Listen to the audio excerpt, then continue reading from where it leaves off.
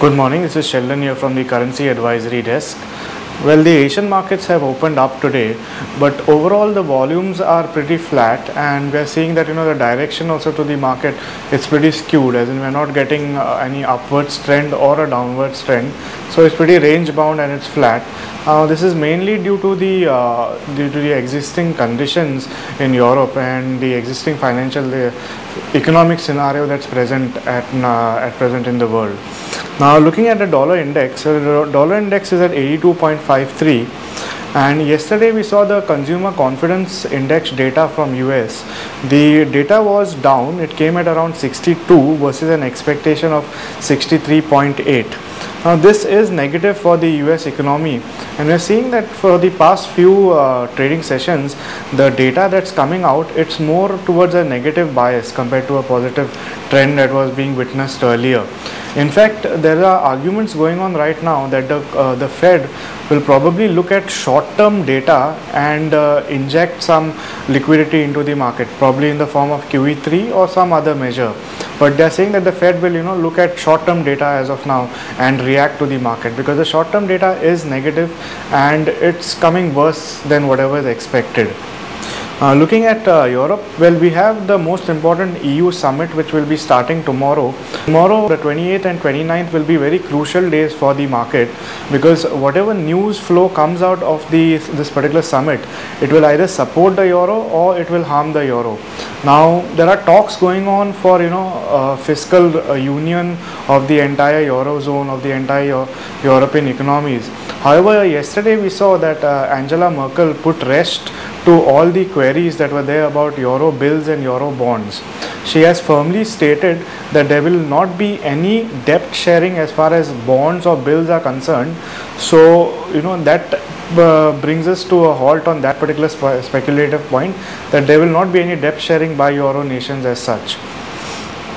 We saw the British public sector net borrowings. We have seen that they have increased, and in fact the data that's coming out of UK is pretty negative.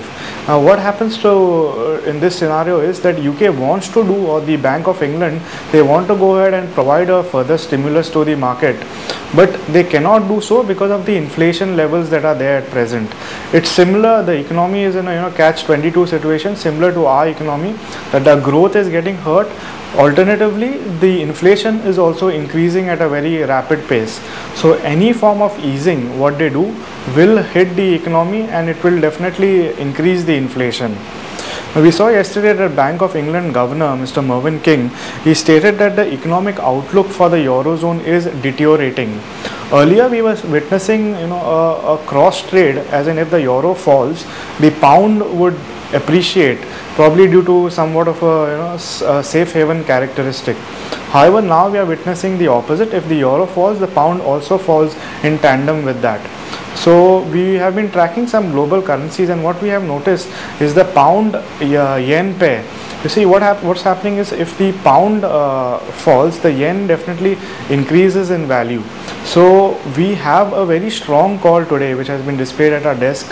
The call is to short pound and to buy yen in rupee terms. So we are getting the advantage of the international trading pair, and it's being converted to us in the rupee terms also. As far as the US dollar is concerned, the sentiment will be both the sides. It will be in a trading range as such. We are looking at it from for the June contract, probably the July contract is probably 57.20 on the upside, and something around 56.50 to 56.40 on the downside. So till the Euro EU summit does not get over and we don't get a firm sense of direction, this pair will trade in this particular range. So we advise our traders to lessen their positions or to hold light positions, especially today. Do not carry or avoid carrying any overnight positions which will be affected by tomorrow's outcomes or day after tomorrow's outcomes. For these 2 days, just be light on whatever your positions you are carrying. We've also got some news from Japan. Yesterday we saw that the Japanese lower house, the parliamentary lower house, they have okayed a doubling of sales tax.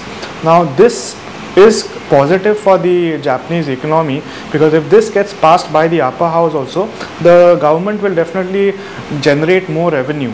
and as we know that anything which is positive for the Japanese economy gets reflected in their currency.